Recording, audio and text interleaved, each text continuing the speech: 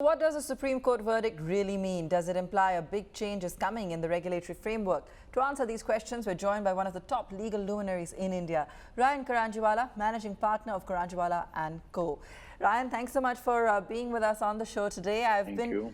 looking forward to first getting your reaction to the Supreme Court's statements today and the fact that they've had to come in on this entire issue. I mean, does this imply that somewhere SEBI was lacking in its investigation, that we've had the apex court step in to probe the manipulation of stocks here? So before I begin, let me just make one disclosure, which is that Adani is a client of mine. But nevertheless, now I'll answer your question straight away. Yeah. To the question as to whether you felt that the Supreme Court thought that SEBI was lacking in what it was doing, it's a bit of a yes and no answer, because SEBI came to the court and said, look, we are investigating into a host of these things, 1, 2, 3, 4, 5, 6. And the Supreme Court has said, please continue with the investigation. So that investigation has not been stopped. At the same time, the Supreme Court added 3 other things which they should also investigate into, since they hadn't specifically said they were investigating into it.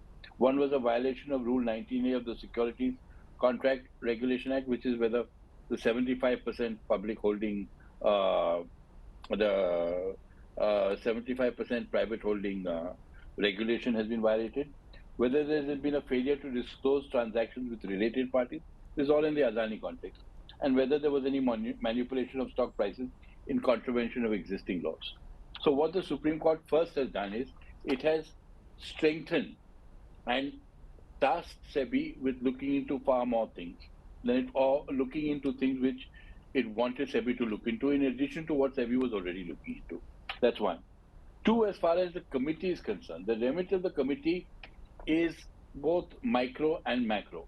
While SEBI looks into and reports to the committee and keeps the committee in the loop in what was happening vis-a-vis the Adani Group, as far as the committee itself is concerned, they've been asked to give an overall assessment of the situation, including the relevant causal factors, to suggest ways of strengthening investor awareness. So basically, they have been asked to suggest ways to strengthen the institution of stock trading in the country. And they have also been asked to see as to whether in dealing with this, there was any regulatory failure insofar as the alleged contravention of laws by the Adani. That's what has happened. Sure. Ryan, to what extent is the Supreme Court also taking note of all the PILs that have come in against the group versus this being a reaction perhaps to the SEBI report? As you just said, it's really expanded the scope. But what is going to be the due process now? Are we going to wait for the SEBI report to come out? Yeah. What happens next? The SEBI will continue. They will keep the committee in the loop. The committee will look at what SEBI has also said, because they'll have to look at some of the findings. See, in seeing as to whether there's been a regulatory failure or not, they will have to see what findings SEBI comes to. Because if SEBI comes to say yes, there was this went wrong, this went wrong, this went wrong, this went wrong, then the committee, in deciding what the regulatory failure was, will have to look at everything they said. If SEBI says no, everything was kosher, then again the committee will have to look at what SEBI is saying before they come out with their report. So essentially, this is a situation where the Supreme Court has chosen a hand-picked committee, which it has great faith in, and which I think is an excellent committee, and tasked it with the situation of looking at the macro level problems and also seeing as to what SEBI has said as far as the micro level issue is concerned, which is the Adani.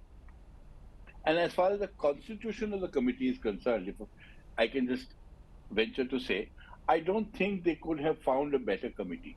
And the reason I'm saying it is that this is a situation where everything was being looked at not only within India, but also internationally. Because this is as you know, it came up from the whole thing started with the Heisenberg report, which is a US-based company, US-based think tank. So essentially, everyone knew from the beginning that whatever happened in India would also be looked at in the rest of the world. Now, when choosing its committee, the Supreme Court has been very, very careful. They have put on the committee 3 people with an international reputation. Nandan Nilekani, internationally known in India and abroad. Mr. O.P. Bhatt, former chairman of the State Bank of India, then the chairman of the Indian Banking Association, and on several international company boards, Tata Motors, Tata Steel, TCS, etc. Then you have K.V. Kamath, who not only headed ICICI Bank, but was also in charge of the BRICS Development Bank. So you have people who have international stature and whose word will be accepted not only within India, but also internationally. As far as the judicial members are concerned, you have a judge of the Supreme Court with huge experience. For example, Justice Sapre has been a judge of 3 separate high courts, a chief justice of 2 other high courts, and in addition to that, has been a judge of the Supreme Court. The other judge, Justice J.P. Devdar, is an expert in matters pertaining to SEBI. Somashekaran is a SEBI lawyer and a SEBI expert again in matters pertaining to SEBI. So you have a committee which has high credentials and is very well equipped to deal with the issues at hand and come out with the suggestions for the future. That's how I see it. Why the entire question around having a sealed envelope around the committee, Ryan? They clearly said that they weren't going to allow a sealed envelope. It had to be transparent. Did we need to go through that whole process? So that is a question that will sort of, maybe they'll give their report in a sealed envelope, and then it's for the Supreme Court to decide what to do with that sealed envelope. That's a question mark for the future. Okay, fair enough. In terms of some of the ramifications, firstly, of course, we have a reaction from Gautam Adani himself talking about looking forward to a resolution in a time-bound manner. Do you think we will be able to conclude this investigation, have all the inputs and the results, within a couple of months? I mean, what is the expectation when it comes to the kind of time horizon we're looking at here? Well, normally my experience of committees and commissions are that they do extend. So I am not in a position, and especially since it hasn't even begun, I'm not really in a position to say as to whether they'll be able to stick to a time-bound manner. But these are individuals of high expertise, proven track records, high credentials, and also very particular about how they are viewed in the world. So I see, and I believe that there will be a combined effort to come out with a cogent, sensible report as soon as possible. What are the possible ramifications in terms of the threat or the risk to the banking system if some of these allegations are found to be true? No, obviously, if a lot of the allegations are found to be true, then it will have an impact. How much of an impact, I don't know, because I have no idea as to the individual strength of each bank and so on. Or how much their exposure is. But I mean, obviously, if they are overly exposed, then there will be a ramification if the allegations are true. There's no doubt on that. But again, look at the foresight of the Supreme Court.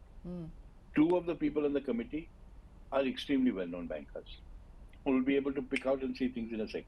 Right, both the courts and the Adani Group looking to also assess the Hindenburg research report and their role in also possibly causing a complete meltdown in investor wealth when it comes to Adani Group. Ryan, thanks so much for joining us and taking us through, your first reactions to the Supreme Court and its statements coming in today. If you like the video, do like, comment, share and subscribe.